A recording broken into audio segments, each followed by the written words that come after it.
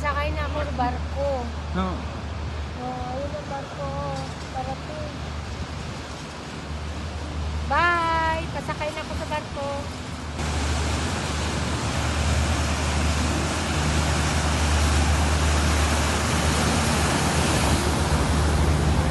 Mahal, saan ka? Nandiyan ka na sa barko? Ayan na. Sasakay ako dyan one day. Nag-uusap lang Paris.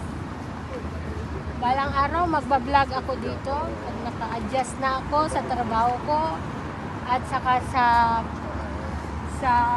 mga trabaho ko na masaayos ko na, ma-memorize ko na, ma-sobra na ako, magbablog ako sa buong Paris. Araw-araw ng buhay ko. Magbablog ba? Dapat nandun ako